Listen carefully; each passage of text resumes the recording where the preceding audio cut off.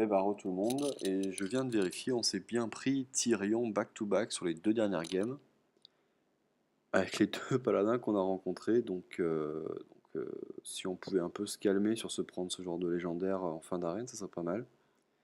On a évidemment réussi à les gérer à chaque fois, bon, on avait des situations assez favorables, hein, mais bon, on pourrait un petit peu se calmer là-dessus, ça serait cool. Donc on est à 10-2, c'est le 13e match de cette arène, et on commence à mettre un petit peu de temps à trouver un adversaire.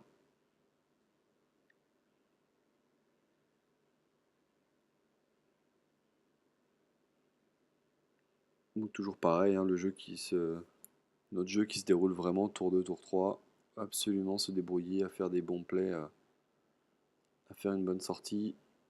Ah, bon, on retombe contre Paladin, et si on pouvait, enfin, ça serait vraiment grotesque de se reprendre une légendaire encore là, encore un Tyrion, ça serait vraiment incroyable. Bon, on va parler un peu sérieusement, on va regarder un peu cette main. Hop. Alors, on a exécute, je reviens un tout petit peu. Berserker exécute jeune prêtresse, c'est le rampant trop cher, l'exécute ça sert à rien en début de partie. Par contre, typiquement, quand on commence pas là et contre un paladin qui peut pas nous tuer notre prêtresse, c'est bien de la garder pour pouvoir faire prêtresse tour 1, tour 2, berserker avec la pièce. Là, c'est vraiment pas mal comme plan. Donc, on va garder les deux. Bon, et on récupère deux bonnes cartes.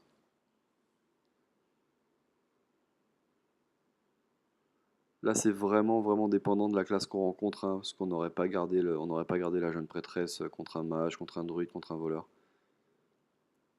Mais là, on peut se le permettre sans aucun problème contre le paladin. Et donc, on se tient au plan, on la pose tour 1. Alors, on a pioché des cartes en attendant qui peuvent un peu changer la donne. Mais je pense quand même. Je décide de poser le Berserker pour faire une 2-4. Bon, c'est pas mauvais non plus. C'est pas mauvais non plus, on va peut-être pouvoir valuer la pièce avec le commissaire. Ok, bon, on se prend un croisé. Très bien. Là, on est un peu en difficulté. C'est quoi le mieux? Faudrait poser quelque chose qui survive au croisé. Bah, du coup, le Berserker en fait. Ouais, faut faire Berserker pour survivre au croisé et on attaque. Voilà.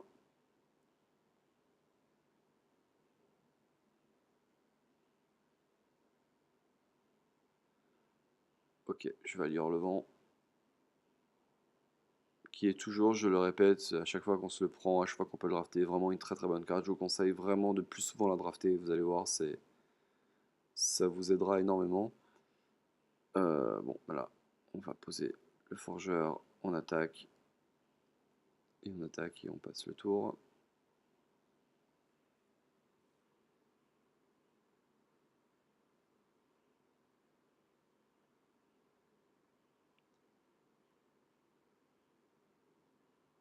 On est un petit peu vulnérable à une consécration, mais bon, ça lui fait aussi trade ça de 1, c'est pas trop le problème. Ok, il va faire un bon tour en posant sa goule, en faisant le jeton 1-1, il va sacrifier sa 2-1 sur notre 5-2. Voilà. Et sa goule va passer 4-3 du coup. Là, on n'a pas de raison de pas trade la 3-3 sur la goule du coup. On a le 2-3 qui donne la célérité. Alors, on pose. Ah, on préfère virer le dragon, ouais, bah pourquoi pas. Et donc là, on va garder notre arme et clean avec le 3-3.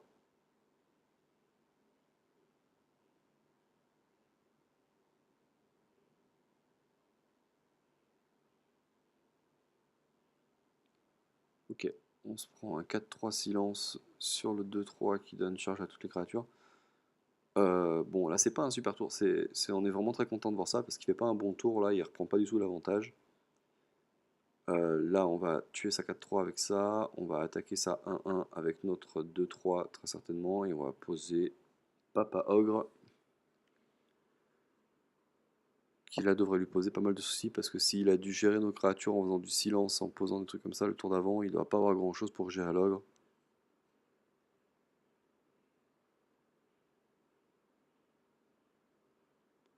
Ok, bomber. Si on pouvait éviter de se reprendre un point de dégâts sur le 2-3, pas mal. Ouais, là, à mon avis, il est un peu en galère. Waouh, ça va pas l'aider. Ah, bah non. Ça, c'est une très bonne carte dans ce cas-là. Alors, ben on va typiquement, je pense qu'il faut. Oh, on va essayer de piocher des cartes. Bon, ok, d'accord, très bien. De toute façon, on a des trucs à 3 à jouer. Ok, bon, on va poser ça. Et donc après, on va attaquer avec la hache sur la 3-2, je pense. Non, on a décidé de trade comme ça. Bon, c'est pareil, de toute façon. Ok, ça revient au même. Et on passe.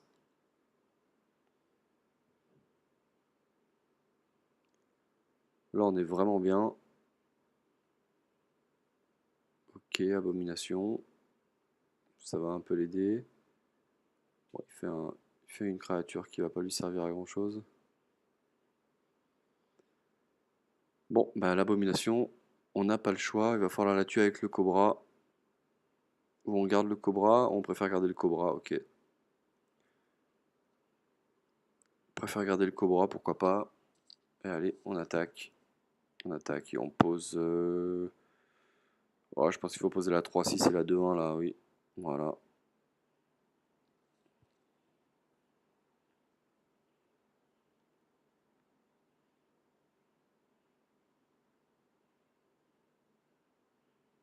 Je pense pas que le fait de passer à 9 mana l'aide beaucoup. Bon, ça peut être embêtant, mais il est complètement hors tempo, donc il va falloir vraiment jouer là-dessus. On a 9 mana, voilà, on va tout poser là. Enfin, on va tout poser sauf limace. Allez, on attaque avec tout. Et on fait Yeti. Et on va remplir le board. Voilà. Ça devrait être assez compliqué pour lui. Est-ce qu'on craint vraiment consécration? On craint consécration, on perd l'ogre qui sert plus à rien. On perd le cobra, la 2-1 et la 2-2. Non, on craint plus rien là. Faudrait vraiment qu'il fasse des tours de ouf pour revenir. Bon, ok, ça va pas changer grand chose. En plus, on récupère une hache. On va poser la hache. Je pense qu'avec la hache, on peut tuer la 2-2 et attaquer tout le reste sur lui. Je décide de trade. Bon, ça, c'est pas non plus problématique de le faire, hein. De toute façon, maintenant, je pense que on va tuer ça, ok. On utilise le cobra. Bon, on clean un peu le board. De toute façon, on a pêché une créature, donc il va falloir un peu de place. Et là, c'est parti. On tue. On va tout sur son héros. On attaque avec l'âge, ça fait les points après. J'ai dû calculer ça avant. On fait pouvoir, on passe. Et il concède. Donc le fait d'avoir gagné des points de vie piocher les cartes, il n'a pas pu retrouver le tempo derrière. Et on passe à 11-2, c'est ça. Et à tout de suite pour la dernière.